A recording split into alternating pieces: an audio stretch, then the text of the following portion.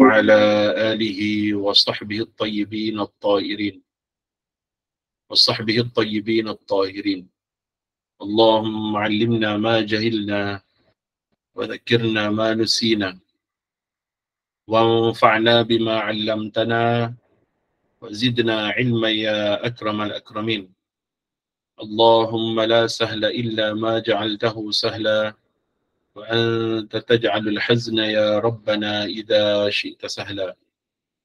نسأل الله أن يكرمنا ويرزقنا نية الإخلاص في القول والعمل. أذكركم وأذكر نفسي بإخلاص النية لله تعالى.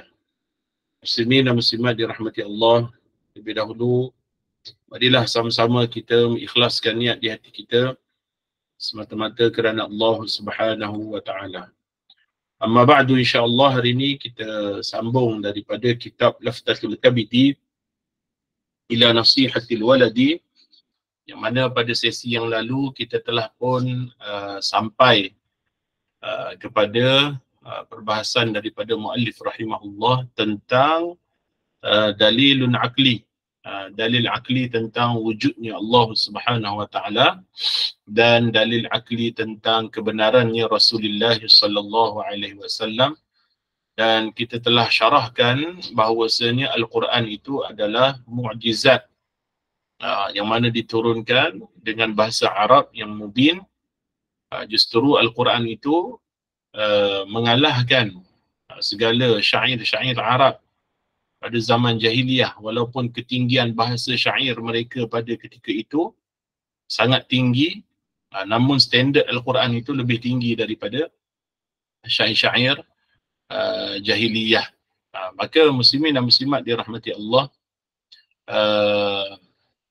Al-Quran adalah mukjizat Nabi sallallahu alaihi wasallam yang terbesar, yang masih lagi diteruskan sampai hari ini, sehinggalah apabila hampir dengan waktu kiamat, maka Al-Quran akan diangkat seluruhnya daripada atas muka bumi ini, yang mana tak kala itu tinggal orang-orang yang kufur sahaja di atas muka bumi ini. Lalu berlakulah tiupan sangkakala yang pertama sehingga mematikan semua manusia, dibinasakan semua yang hidup di atas muka bumi ini, termasuklah di alam semesta. Dan kemudiannya tunggulah sekalian manusia untuk pergi ke negeri akhirat yang abadi. Maka insya-Allah hari ini kita sambung kata pengarang, thumma yajibu alaihi ay ya'rifa ma yajibu alaihi min al-wudu'i was-salati waz-zakati in kana lahu malun wal hajji wa ghairi dhalika min al-wajibat. Maka kata pengarang, kemudian setelah seseorang itu dia mengenal Allah Subhanahu wa taala dan mengenal Rasulnya sesuai dengan perkataan Al-Imam Abu Hasan Al-Asy'ari, awwalu ma yajibu 'alal 'abdi awwalu ma yajibu 'alal 'abdi ma'rifatullahi wa rasulihi wa dinihi. Iaitu awal-awal yang wajib atas seorang hamba ialah dia mengenal Allah Subhanahu wa taala dan dia mengenal Rasulnya sallallahu alaihi wasallam, dan dia mengenal akan agamanya. Maka sesuai dengan yang kita telah sebut sebelum ni, awwaluddin ma'rifatullah. Awwaluddin ma'rifatullah. Maka awal agama adalah mengenal Allah Subhanahu wa taala. Maka oleh yang demikian, yang awal-awal perlu kita tahu ialah kita mengenal Allah Subhanahu wa taala. Yang awal-awal yang wajib kita kenal adalah Allah Subhanahu wa taala. Setelah daripada itu kita mengenal Rasulullah sallallahu alaihi wasallam, dan kemudiannya muslimin dan muslimat dirahmati Allah, kita mengenal akan agama kita, mengenal akan agama kita, iaitu mengenal tentang hukum hakam fiqahnya,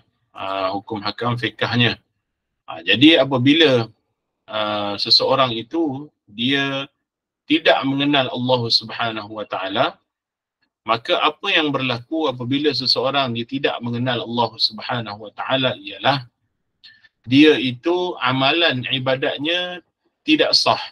Kerana kata Al-Imam Al-Ghazali rahimahullah, la tasihul ibadah illa ba'da ma'rifatil ma'bud. Tidak akan sah ibadah seseorang itu melainkan setelah dia mengenal Tuhan yang dia sembah.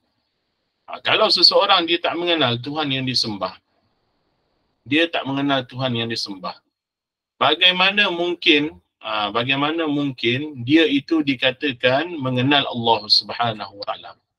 Tak mungkin seseorang itu dikatakan mengenal Allah Subhanahu Wa Taala jika dia belum belajar tentang ilmu tauhidnya. Maka tidak seseorang dia mesti belajar ilmu tauhid terlebih dahulu sebelum diteruskan dengan ibadah-ibadahnya. Maka kalau orang tu dia beribadah dalam keadaan dia tidak mengenal Allah Subhanahu Wa Taala, maka itu adalah suatu bentuk kerugian yang nyata. Itu adalah satu bentuk kerugian yang nyata. Kerana Allah Ta'ala berfirman, وَمَنْ يَعْمَلْ مِنَ الصَّالِحَاتِ مِنْ ذَكَرٍ أَوْ أُنْثَى وَهُوَ مُؤْمِنٌ. وَهُوَ مُؤْمِنٌ. Bila disebut وَهُوَ مُؤْمِنٌ, maknanya syarat yang Allah Ta'ala sebut dalam Al-Quran, dan daripada mereka yang beramal dengan amal yang soleh. Mereka yang beramal dengan amal yang soleh, kemudian dia daripada lelaki dan juga wanita, dan dia adalah orang-orang yang beriman. Kalau dia bukan orang-orang yang beriman, maka subhanallahil azim, dia tidak akan diterima ibadahnya. Muslimin dan muslimat dirahmati Allah. Kerana itu dalam suratul Asr juga Allah Ta'ala berfirman, wal asri innal insana lafi khusr illa alladhina amanu wa amilus salihat wa tawasaw bil haqqi wa tawasaw bis sabr. Maka Allah Ta'ala berfirman dalam Al-Quran, demi masa sesungguhnya manusia itu berada dalam kerugian. Sesungguhnya manusia itu berada dalam kerugian. Illa alladhina amanu. Yakni kerugian yang nyata di dunia dan juga di hari akhirat. Kecuali orang-orang yang beriman. Illa alladhina amanu. Kecuali orang-orang yang beriman. Yakni iman adalah syarat utama kerana dia turutan. Illa alladhina amanu. Orang beriman pasti tidak akan rugi. Wa amilus salihat. Kalau dia beramal dengan amal soleh, maka lebih-lebih lagi lah dia tidak akan rugi selama-lamanya. Kemudian watawasaw bil haqqi watawasaw bis sabr. Dalam masa yang sama, orang yang telah beramal, dia beriman dan dia beramal, kemudian dia berpesan dengan kebenaran dan berpesan dengan kesabaran. Kerana umat Nabi Muhammad sallallahu alaihi wasallam, Allah Ta'ala puji dalam Al-Quran, kuntum khaira ummatin ukhrijat linnas ta'muruna bil ma'ruf wa tanhauna 'anil munkar. Allah Ta'ala telah jadikan umat Nabi Muhammad sallallahu alaihi wasallam ini adalah khairu ummah. Apakah dia ciri khairu ummah? Iaitu dia buat ta'muruna bil ma'ruf, iaitu dia menyeru ke arah kebaikan. Dia buat dakwah ke arah kebaikan. Wa tanhauna 'anil munkar, dan dia mencegah daripada kemungkaran. Kerana ini adalah bentuk-bentuk kewajipan. Antara bentuk-bentuk kewajipan yang wajib bagi seorang yang beriman untuk dia melaksanakannya. Kerja amar ma'ruf ni bukan kerja orang yang alim besar sahaja, tak. Tetapi untuk kita, umat Nabi Muhammad sallallahu alaihi wasallam, sesuai dengan level kita. Kalau kita tahu hanya tentang fardu ain, kita boleh sampaikan tentang fardu ain sahaja. Kalau kita tahu tentang lebih lagi syarahan-syarahan, maka kita sampaikan apa yang kita tahu. Jangan kita hanya semata-mata, kerja dakwah ni hanya kerja ulama yang besar-besar. Kita yang baru khatam fardu ain ni tak payah buat kerja dakwah. Bukan seperti itu. Namun begitu tidak dapat tidak, mestilah didasari dengan iman yang sahih. Mesti terlebih dahulu dengan iman yang sahih. Kerana tu kata Al-Imam Ibn Jauzi rahimahullah, setelah daripada beriman, mengenal Allah Subhanahu Wa Taala, tahu dan yakin bahawasanya Allah Ta'ala itu adalah pencipta yang wujudnya azali, tiada mula, wujudnya abadi, tiada akhir, wujudnya tidak menyerupai makhluknya, dia bukan jisim, dia bukan jirim, dia tiada mengambil tempat, tidak tertakluk dengan waktu, tidak terkait dengan waktu, tidak berlalu baginya masa. Allah Ta'ala tidak disifatkan dengan anggota badan, tidak disifatkan dengan saiz dan ukuran. Maka orang tersebut setelah selesai dalam bab keimanan, dia tahu tentang kebenaran Rasulullah SAW, siapakah Nabi yang dia imani sebagai Nabi Muhammad bin Abdullah bin Abdul Muttalib, yang ianya adalah Arab, keturunan Quraisy daripada Banu Hashim, yang dilahirkan di Makkah, dibesarkan di Makkah, yang kemudiannya diutuskan di Makkah dan berhijrah ke Madinah, dan kemudiannya wafat di Madinah dan dikebumikan di Madinah. Itu adalah bentuk-bentuk keimanan asas yang wajib kita imani. Kalau orang kata, mengaji sifat 20 ni susah nak faham, wal'iyadzubillah, itu adalah kerana dia yang gagal faham, bukan kerana sistem sifat 20 tu yang menyusahkan. Sebenarnya sistem sifat 20 ni telah lama pun ulama bicarakan sejak daripada tahun 300 Hijriah. 300 Hijriah. Kalaulah sifat 20 ni perbahasannya susah, bagaimana mungkin umat Islam semakin bertambah dan bertambah dan bertambah yang mengikut ahli sunnah dan jamaah.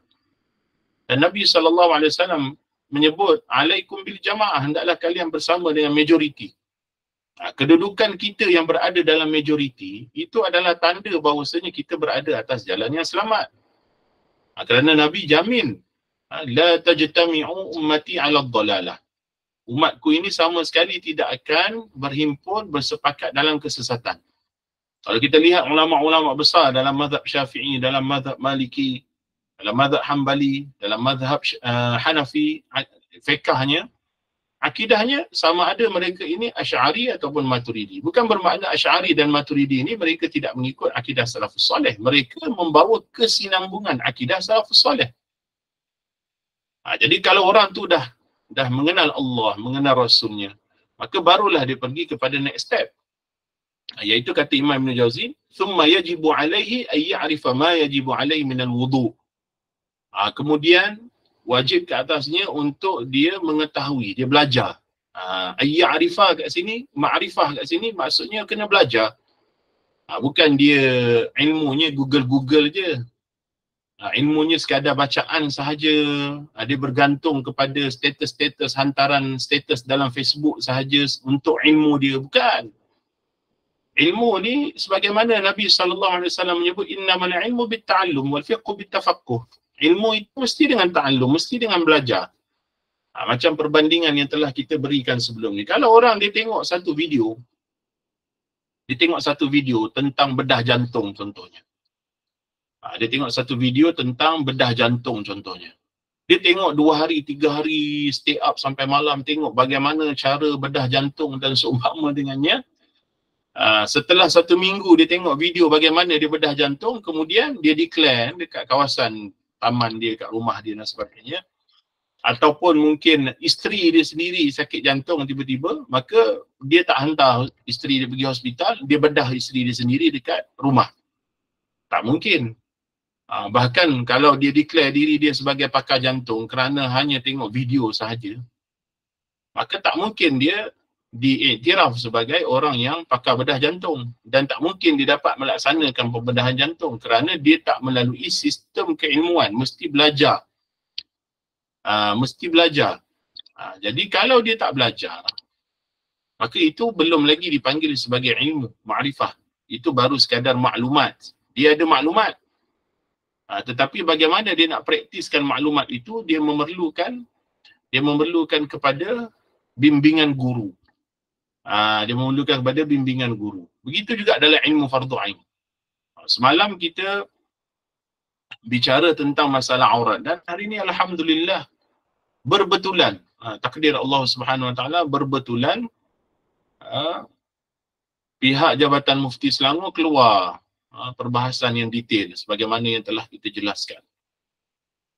Maka ramai lagi di kalangan orang awam yang masih belum mengetahui perbahasan-perbahasan ini. Padahal perbahasan ini sebenarnya kalau diikutkan, perbahasan ini dia bukan perbahasan yang perbahasan yang tersembunyi pun daripada orang awam pada asal.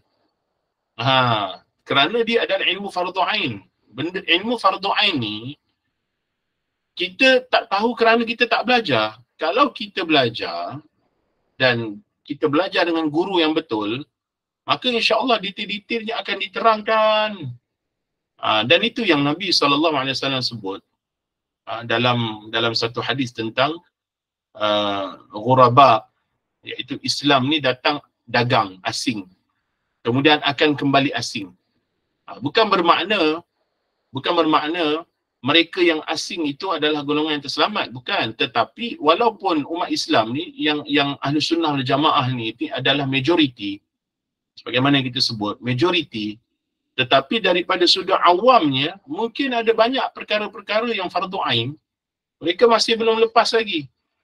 Sebab apa? Disebabkan kita dah berada di akhir zaman.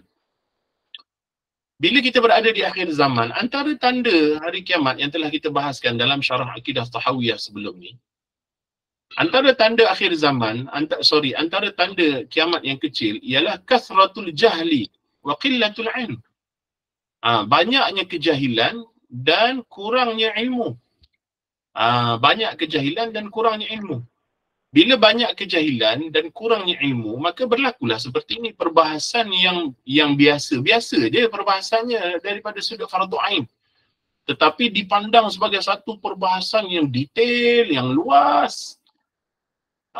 Sehingga kan kadang-kadang suatu ketika pernah seorang ulama ditanya, bukan ditanya pun, diadukan kepada beliau oleh anak muridnya. Anak muridnya dihantar mengajar ke satu tempat. Anak muridnya pun pergilah mengajar sehingga orang sebut, wah, alim kabir. Dia pun balik ke rumah guru dia setelah habis belajar, setelah habis mengajar, dia pun bagi tahu pada guru dia, wahai syekh, orang kampung tersebut memandang aku dan memanggil aku sebagai alim kabir. Maka kata syekh, sebab tu dalam mengajar pun kita kena ada ikhlas. Orang guru dia akan ajar anak murid dia supaya ikhlas sampaikan ilmu. Bahaya pujian-pujian seperti ini sehingga ada sebagian orang dia sangkut dengan pujian, akhirnya dia sangka diri dia memang dah alim. Maka kata syekh dia apa? Engkau bukanlah alim. Alim yakni alim besar. Tetapi mereka sangka engkau alim kerana mereka jahil. Mereka jahil tentang ilmu fardu ain, lalu apabila diajarkan ilmu fardu ain, mereka sangka bahawasanya orang yang mengajarkan itu adalah alim besar. Sedangkan perbahasan itu perbahasan fardu ain. Dia kalau alim besar ni, maknanya perbahasan tu dibahas secara detail, baru boleh dikatakan sebagai alim. Tapi perbahasannya adalah sekadar perbahasan fardu ain. Bagaimana menutup aurat di dalam solat contohnya. Diberikan detail, apa makna arah keliling, apa makna arah bawah. Ada ramai sangka arah bawah adalah arah bawah baju. Sedangkan yang dimaknakan oleh ulama' bukan asfalul thawb, bukan bawah baju, tetapi asfalil aurah, di bawah had aurat. Dan alhamdulillah berbetulan rezeki dan rahmat daripada Allah, maka pejabat Mufti Selangor mengeluarkan kenyataan tu. Dan perkara ni sebenarnya saya dah jelaskan dalam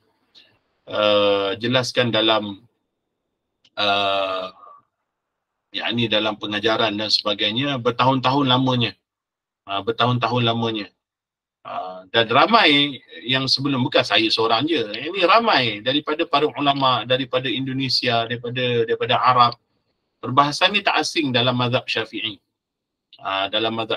Namun begitu dianggap asing oleh orang kita kerana kebiasaan kita.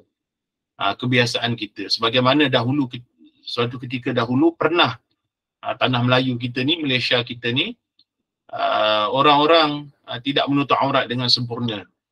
Kerana sangka mereka tutup aurat tu adalah pakai baju yang tidak mencolok mata, tapi rambutnya terdedah, hanya pakai selendang.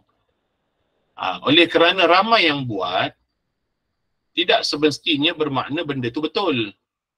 Ramai tidak menunjukkan, ramai yang buat tidak semestinya menunjukkan ianya betul. Ramai yang buat tu yakni di kalangan awam. Di kalangan awam tak semestinya menunjukkan ianya betul. Tetapi boleh jadi adalah kerana kejahilan.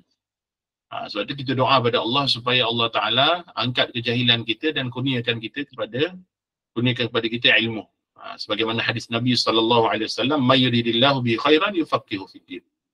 Barang siapa yang Allah Ta'ala kehendaki ke atasnya kebaikan yang banyak, maka diberikan faham pada agama. Nak faham, kena ada masa. Kena spend masa untuk menadah ilmu, untuk berguru, untuk menadah kitab. Bukan hari ni belajar terus faham semua. Tak, dia bitaraqi. Sebab tu, kata Al-Imam Ibn Jauzi rahimahullah, ayya'rifa ma yajibu alaihi minal wudu. Yang pertama, ialah dalam ibadah mesti dia belajar bab taharah. Kerana taharah ini adalah Nabi sebut syatrul iman. Taharah ini adalah di antara perkara yang merupakan tunjang kepada agama kita. Kerana kebanyakan ibadah dalam syarak adalah bertunjangkan kepada taharah. Nadinya adalah taharah. Bila kita sebut taharah ni maknanya tentang bersuci, tentang istinja, tentang wudu, tentang tayammum, tentang mandi wajib dan seumpama dengannya. Maka itu telah kita bahaskan dalam kitab sebelum ni, kitab Aujaz Al-Mukhtasarat dalam mazhab Syafi'i kita dah bahaskan.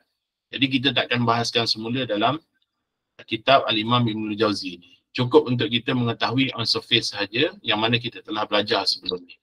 Wassalah, dan belajar tentang solat. Yang mana kita dah juga sebut bahawasanya jika seorang itu dia tidak belajar tentang solatnya, tentang fiqh ibadahnya, maka boleh jadi dia sangka dia melakukan solat. Okey, ada orang dia sangka dia melakukan solat, tetapi pada hakikatnya dia tak solat. Dia buat gambaran solat. Dia buat gambaran solat. Seumpama P.Ramlee tunjuk dalam filem dia yang masa Sudin ketuk motor dalam filem apa tu, Seniman Bujang Lapuk ke, yang bising malam-malam tu. Sudin belagak pomen, dia ketuk-ketuk motor, start motor terbang naik ke bumbung. Maka apa yang Sudin buat tu bukan memperbaiki motor, tetapi dia buat gambaran memperbaiki motor. Jadi beza yang hakikat dengan gambaran. Ada orang dia sangka dia solat, tapi solatnya syaratnya tak betul.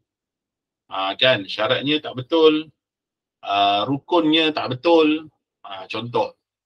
Maka dia tak solat sebenarnya. Itu yang Syekh Daud sebut dalam kitab Muniyatul Musalli. Kan, kalau orang tu bacaan Al-Fatihahnya tak betul, sampai tahap kalau Syekh Daud dalam perbahasan solat Jumaat, Syekh Daud kata kalau 40 orang jemaah, satu orang tak sah Al-Fatihah, batal semua solat Jumaat. Solat Jumaat dia batal. Sebab apa? Sebab tak cukup 40. Yang 40 yang hadir Jumaat itu semua solatnya kena sah. Kalau satu orang tak sah, gugur syarat sah solat Jumaat, iaitu 40 orang mustautin lelaki yang merdeka. Gugur. Maknanya jadi 39. Kalau 39 tak sah atas satu qaul. Ini kerana gambaran solat.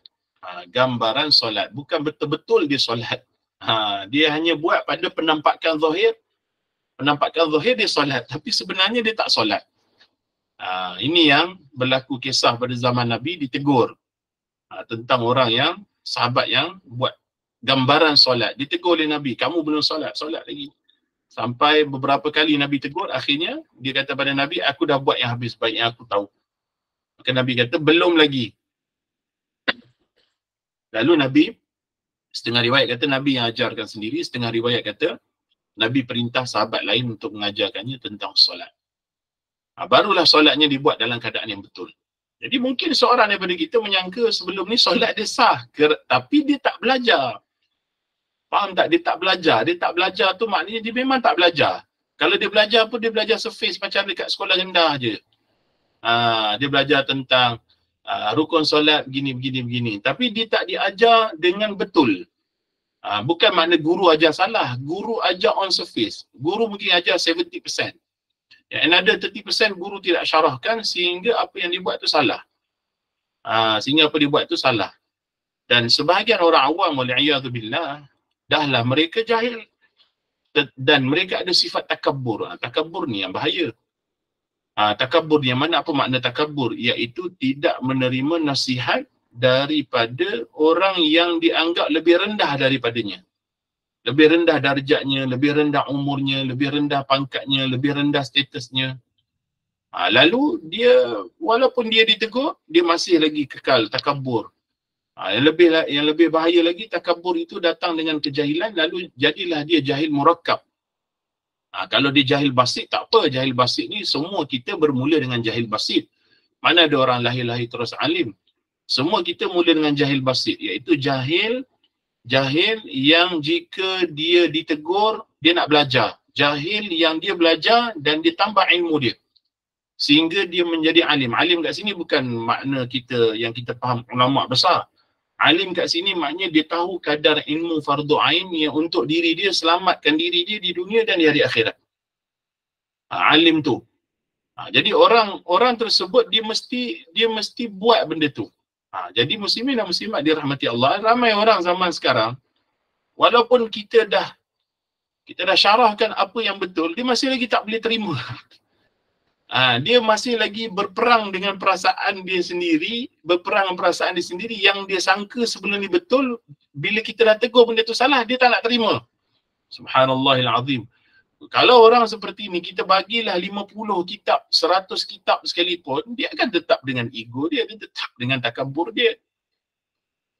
Maka hendaklah seorang Muslim, dia ada tawadhu' dan tatawwu'. Tawadhu' dan tatawwu' perlu dalam ilmu. Dia tawadhu' bila dia tahu apa dia buat dia salah, dia baiki. Orang beriman, dia nak menuju ke arah dia bukan kesempurnaan dengan makna kesempurnaan seumpama Nabi, tak. Kesempurnaan diri dia menjadi orang beriman yang takwa. Yang Allah Ta'ala firman dalam Al-Quran, ya ayyuhalladzina amanu taqullaha haqqa tuqatih. Macam mana nak buat haqqa tuqatih ni? Iaitu dia mesti ilmu dan dia beramal. Dia berilmu dan beramal. Sebab tu antara jalan yang dilaksanakan oleh Imam Ahmad Ar-Rifai ialah al-ilmu wal amal. Dan Imam Ibn Jauzi sebut, yang telah kita bahas sebelum ni, ialah yang dimaksudkan dengan fadail yang sebenar adalah al-jam'u bainal ilmi wal amal, iaitu menghimpunkan di antara ilmu dan amal. Jadi kalau orang yang dia nak keselamatan, kesejahteraan di dunia dan di hari akhirat, maka hendaklah dia menuntut ilmu dan dia ada sifat tawadhu' dan tatawwu'.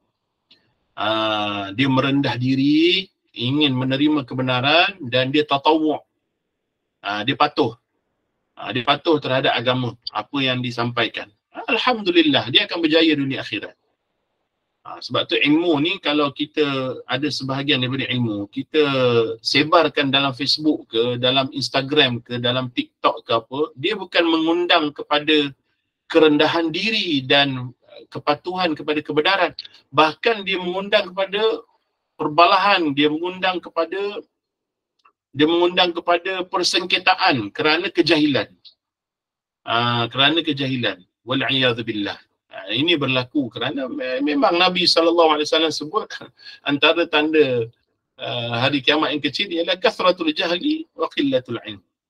Orang yang jahil dia musuh apa yang dijahilkan. Maka beruntunglah mereka yang Allah Ta'ala kurniakan suatu sifat, dia nak belajar ilmu, dia nak faham ilmu dan dia nak praktis ilmu dia. Dan seringlah dia tawadhu' dengan kebenaran. Kemudian waz-zakah in kana lahu mal, dan zakat jika baginya ada harta yang cukup nisab dan cukup haul untuk dizakatkan. Ini perbahasan dalam ilmu fardu ain. Wal haji wa ghairi dhalika min al wajibat, dan juga dibuat haji. Termasuklah dalam ni as-saum, as-siyam, berpuasa, dan haji bagi yang mampu, dan sekalian lagi kewajipan-kewajipan yang lain. Kewajipan bagi orang beriman ni bukan 5 je. Kewajipan ni ada banyak sangat kewajipan kita yang wajib kita belajar dalam ilmu fardu ain. Yang disebut 5 ni adalah rukun, rukun Islam. Okey, rukun Islam. Tapi bukan bermakna kewajipan tu 5 je. Tak, kewajipan ni ada banyak. Kewajipannya ada kewajipan terhadap Allah, ada kewajipan terhadap manusia, ada kewajipan terhadap makhluk-makhluk yang lain. Bentuk-bentuk kewajipan inilah yang dibahaskan di dalam ilmu fardu ain. Ada dalam bab akidah, ada yang dalam bab ibadah, ada dalam bab tasawuf. Ini semua dibahaskan secara terperinci dalam perbahasan ilmu fardu ain. Kemudian kata Al-Imam Ibn Jauzi rahimahullah, fa idza arafa qadral wajib qama bihi, dan setelah dia mengetahui setelah dia mengetahui satu kadar yang wajib bagi diri dia, iaitu ilmu fardu ain. Okey, setelah dia mengetahui ilmu fardu ain daripada akidahnya, daripada ibadahnya, daripada tasawufnya, maka qama bihi, hendaklah dia melaksanakannya. Sebab tu kadar takwa adalah adaul wajibat wajtinabul muharramat. Kadar takwa adalah melaksanakan yang wajib dan meninggalkan yang haram. Itu kadar takwa. Itu kadar takwa. Kalau kita ni orang beriman, kemudian kita buat takwa, kita belajar ilmu, kemudian kita buat yang wajib, kita meninggalkan yang haram, maka bagi seorang Muslim, ia sudah memadai. Dalam Al-Quran Allah Ta'ala berfirman, ya ayyuhalladzina amanu taqullaha haqqa tuqatih wa la tamutunna illa wa antum muslimun. Jadi orang yang bertakwa ni, Allah Ta'ala berfirman, wala tamutunna, jangan sekali-kali kamu mati melainkan kamu mati dalam keadaan Islam. Kerana takwa ni ada kaitan dengan keadaan kita mati. Kata ulama, takwa ni ada kaitan dengan keadaan kita mati. Kerana diri kita di dunia ini, amalan kita mempengaruhi cara mati kita. Yang kita doa pada Allah Subhanahu Wa Taala, ya Allah kurniakan aku husnul khitam, husnul khatimah. Janganlah engkau matikan aku dalam su'ul khatimah. Itu semua ada kaitan dengan takwa. Dia ada kaitan dengan takwa. Okey. Sebab tu kalau seorang tu dia melazimi maksiat dalam diri dia, dia melazimi maksiat, sama ada maksiat kecil ataupun maksiat besar, dosa kecil atau dosa besar, dia lazimi benda tersebut, benda tu akan memberi kesan dalam hati dia. Sebab tu kita dalam tasawuf kita kena ada mujahadah. Kita mujahadah diri kita nak mengelak daripada melakukan dosa. Sebab benda seronok. Dosa ni benda seronok. Orang kalau dia buat dosa mesti dia seronok. Ibadah tu nak datang seronok kena mujahadah. Kena sampai satu tahap bila dia dah melazimi ibadah dia ni, akhirnya dia seronok dengan ibadah. Tapi kalau saja-saja mula-mula nak buat suatu benda yang baik, keseronokan tu dia tak sama seperti keseronokan orang yang buat dosa kali pertama. Kali kedua dia buat lagi. Sebab tu dosa ni jadi ketagih. Ketagih. Kalau orang tu dulu dia mula minum arak, satu tin mungkin jadi 2 tin, mungkin jadi 3 tin. Akhirnya dadah pun mungkin mula dengan satu sedutan, 2 sedutan, akhirnya sampai rosak ke dirinya. Kerana dosa. Dosa tu dia perlu mujahadah. Dia perlu mujahadah. Sebab dosa tu seronok. Dia perlu mujahadah. Jadi keadaan diri kita sewaktu mati dipengaruhi dengan keadaan kita hidup. Walaupun dalam kitab Akidah Tahawiyah sebelum ni kita dah syarahkan tentang kata muallif al-ibratu bil khawatim. Walaupun yang diambil kira itu adalah pengakhiran hidupnya, boleh jadi seorang itu hidupnya daripada muda sampai tua dia buat maksiat, tapi mungkin di perakhiran hidup dia Allah Ta'ala kurniakan hidayah, maka dia meninggal dalam keadaan yang baik. Ada orang mungkin daripada muda sampai tua dia buat taat, kemudian di akhir hayat dia wal'iyadzubillah Allah Ta'ala menjadikan dia sesat. Ini warid dalam hadis Nabi SAW yang telah kita jelaskan juga sebelum ni. Boleh jadi ada seorang hamba Allah yang pada zahirnya dia beramal dengan amal ahli syurga, tetapi perakhiran hidup dia beramal dengan amal api neraka, kemudian dia mati. Dan boleh jadi ada seorang tu dia sepanjang hidup dia beramal dengan amal api neraka, kemudian di pengakhiran hidup dia dia beramal dengan amal ahli syurga lalu dia mati. Boleh jadi. Kita tak menafikan keadaan demikian. Tetapi kebiasaan kata ulama, kebiasaan keadaan kita hidup akan mempengaruhi keadaan kita mati. Kalau orang tu sering buat maksiat, bayangkan satu maksiat akan ada satu tumpuk hitam dalam hati kita. Kalau buat banyak maksiat tanpa taubat, berterusan, ala dawam, berterusan, dia istiqamah dengan maksiat, itu akan memberi kesan pada hati kita. Hati kita ni, hati yang kuat ni diperlukan bila kita nak mati. Waktu kita nak mati tu, saat kita sedang ihtadar, maut datang menjemput kita, Azrail nak tarik nyawa kita, kita berada dalam keadaan sakarat. Waktu itulah syaitan datang. Takhatubu syaitan datang buat khutbah, iaitu syaitan datang goda dengan pelbagai godaan. Yang mana nak tolak godaan syaitan ni memerlukan kepada hati yang kuat.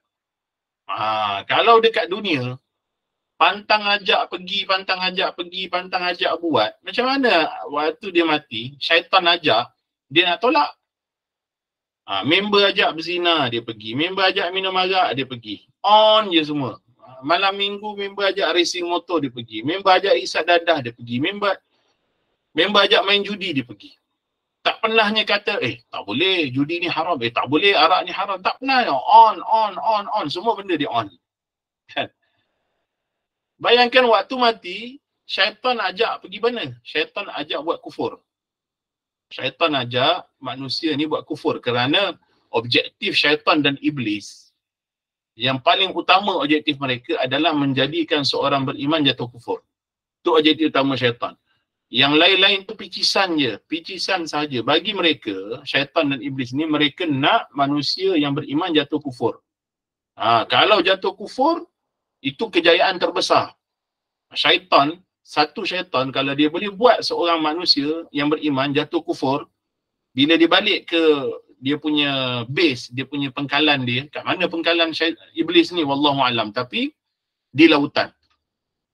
Kalau dulu zaman Tamarjalis dulu dikata dekat segitiga Bermuda, wallahu alam, tapi dalam syarak kata kerajaan iblis itu adalah di lautan. Maka bila syaitan kembali ke base dia, ke pengkalan dia, iblis kalau dia tahu syaitan ni berjaya menjadikan seorang muslim jatuh kufur, iblis angkat mahkota dia bagi pada syaitan tu. Pakaikan. Dia punya tahap meraihkan tentera dia yang berjaya membuat seorang muslim jatuh kufur. Dan itulah objektif utama dia. Dan bila target dia paling last adalah waktu nak mati. Sakaratul maut wal-iyad billah. Waktu kita nak mati, kita berada dalam keadaan sangat lemah. Nak buat apa tak boleh, lemah. Macam mana kita nak tangkis hati kita? Kalau hati kita waktu kat dunia, kita sering buat mujahadah. Bukan kita kata langsung kita ni tak akan melakukan dosa. Kita insan biasa. Pasti kita ni akan melakukan dosa walau sekuat mana kita cuba. Kadang-kadang kita terjebak melakukan dosa. Kan? Tapi kena ajar hati kita supaya mujahadah untuk melakukan dosa. Supaya kita dapat jauh daripada dosa. Kelak nanti, sewaktu kita nak mati, kalau syaitan datang buat godaan, insya-Allah kita boleh tangkis. Tapi kalau hati kita ni sejak daripada dunia pantang member ajak buat dosa, kita on je. Bayangkan waktu kita nak mati, subhanallahil azim. Ada sebahagian orang dia mati dalam su'ul khatimah kerana dosa yang diistiqamah sewaktu dia hidup. Sewaktu dia hidup, wal-iyadu billahi ta'ala. Dan mungkin kekufurannya itu tidak disedari oleh orang yang hidup di sekeliling dia. Mungkin Ada orang hidup sekeliling dia melihat dia mati, kita hukum atas zahir dia Muslim. Kita hukum atas zahir dia Muslim. Tetapi dia di sisi Allah Subhanahu Wa Taala di hari akhirat kelak, wal billahi ta'ala. Baik. Sebab tu kata Imam Ibn Jauzi qama bihi. Dia arafa, dia tahu dia ni, dia tahu belajar. Barulah dia qama bihi, barulah dia buat. Kalau dia buat tapi tak belajar, ibadah kalau buat tanpa belajar memang macam tikus baik kilabu. Kita tak belajar buat enjin, tiba-tiba kita buat enjin, rosaklah enjin tu. Kita tak belajar buat ibadah, tiba-tiba kita ibadah, rosaklah ibadah tu. Itulah perumpamaan dia. Maka tidak mesti dahulukan ilmu terlebih dahulu. Bukannya kita nak jadi ulama besar, tapi kita nak jadi orang yang alim dalam fardu ain supaya kita ini selamat dunia dan hari akhirat. Kata Imam, fayambaghi lidzil himmati an yataraqqa ila al-fadail. Maka hendaklah juga bagi orang-orang yang mempunyai semangat. Sekarang ni bila kita dengar motivasi daripada Imam Ibn Jauzi rahimahullah dalam beberapa siri kuliah kita sebelum ni, maka sudah pasti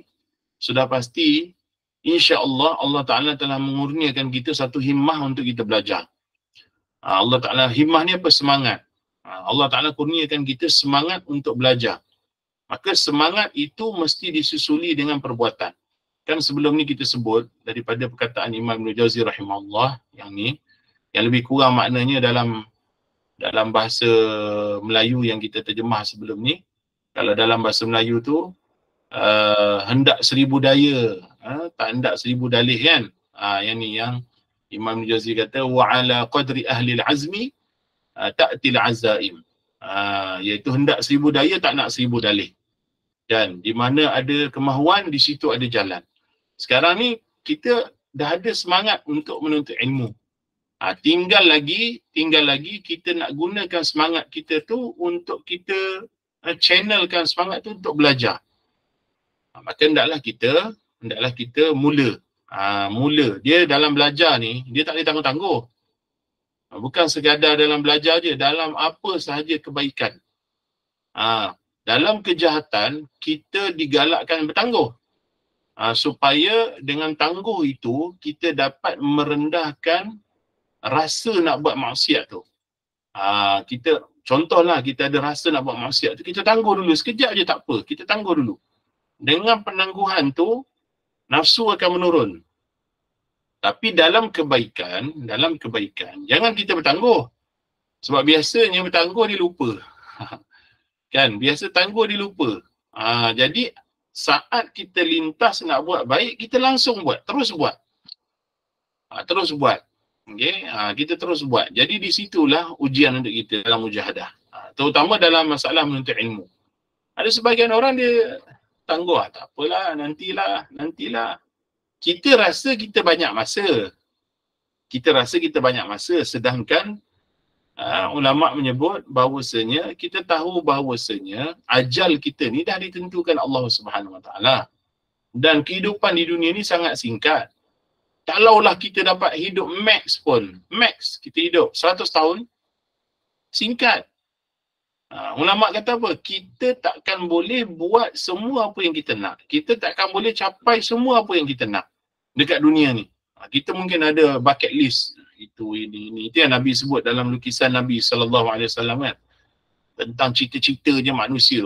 Kita ni cita-cita kita tu Allahu Akbar, panjang.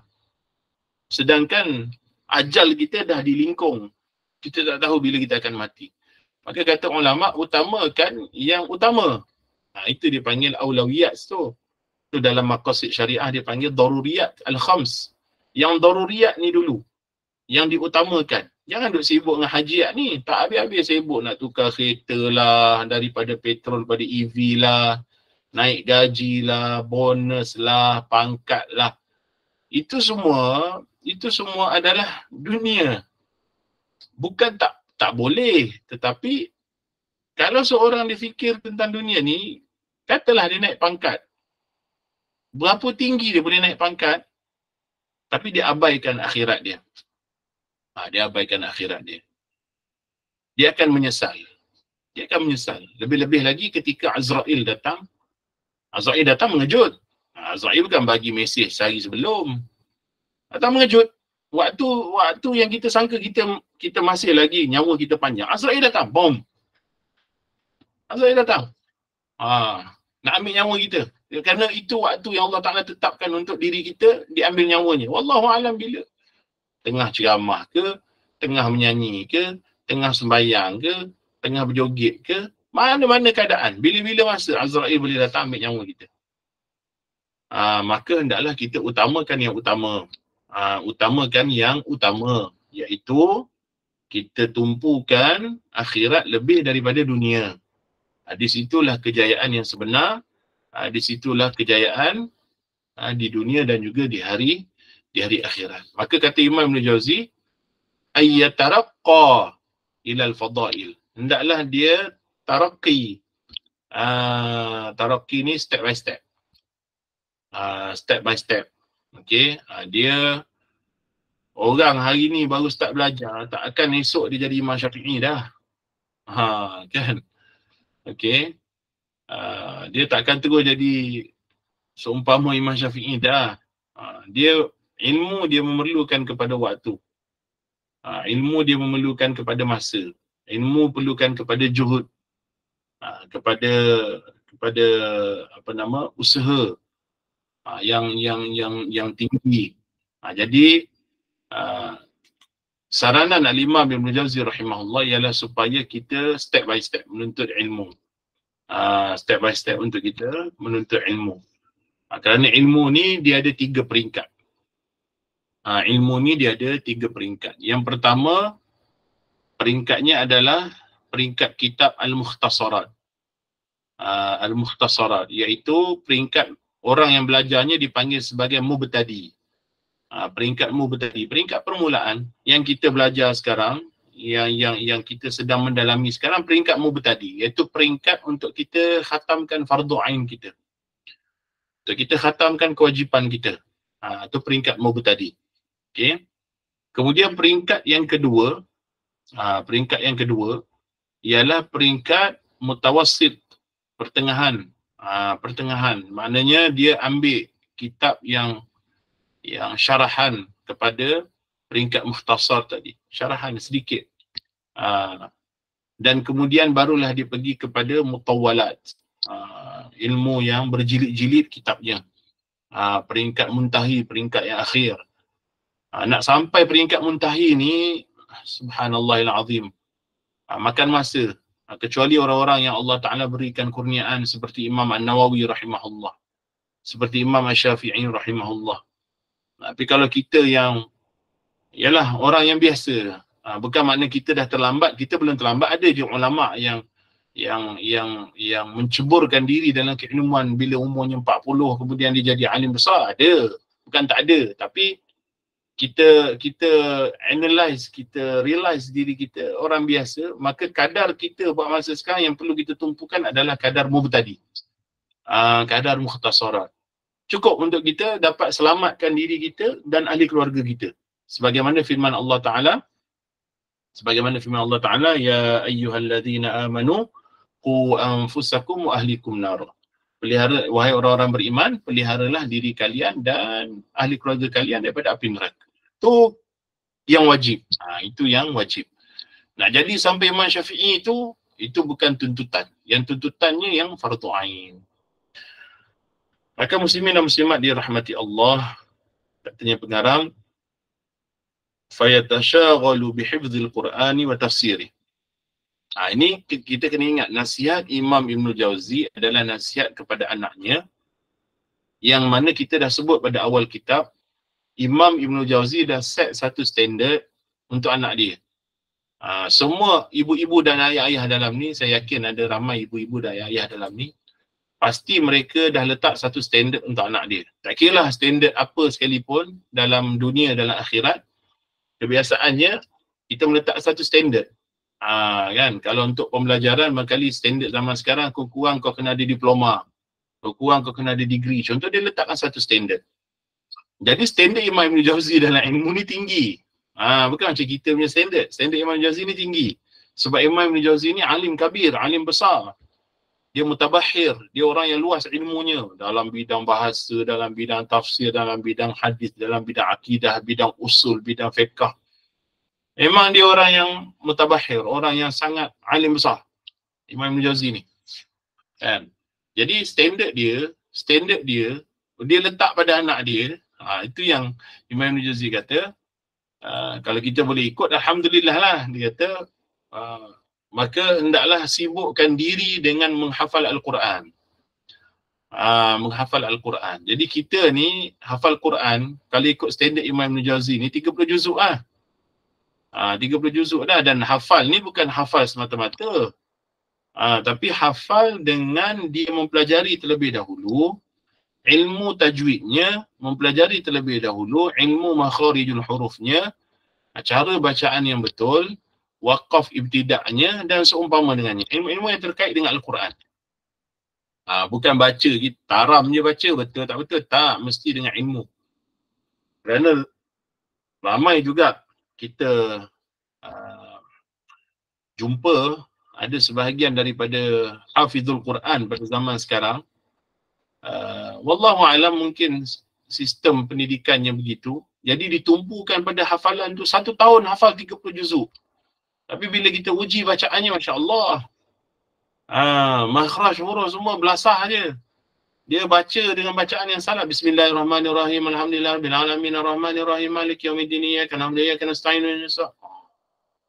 Itu seumpama itu bacaannya. Bukan hafal, mestilah hafal yang kita jaga.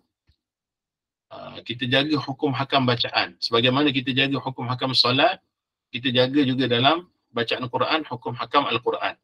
Tempat panjang kita panjang, tempat pendek kita pendek.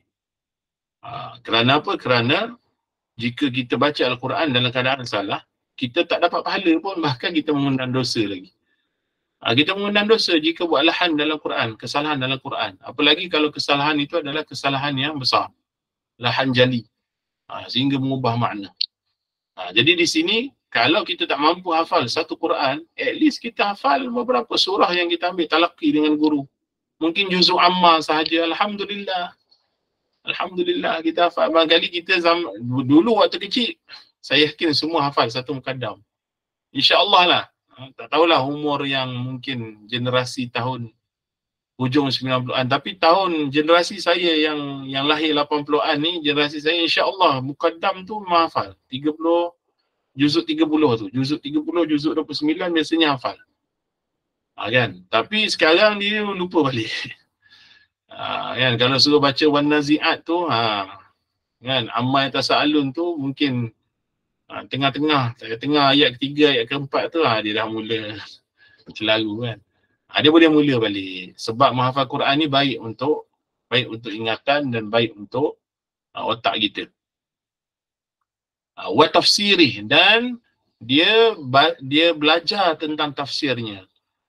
Bila ulama sebut tafsir, bukan terjemahan bukan terjemahan, tafsir. Tafsir ni adalah interpretation, explanation daripada ulama yang tafsirannya itu selari dengan kaedah-kaedah tafsir. Kan? Bukan terjemahan. Kerana terjemahan boleh mengundang salah. Boleh mengundang kesalahan pada bacaan Al-Quran. Saya bagi contoh. Ada sebahagian orang dia faham daripada surah Yasin, Allah Ta'ala berfirman, "Idza arada syai'an ay yaqula lahu kun fayakun."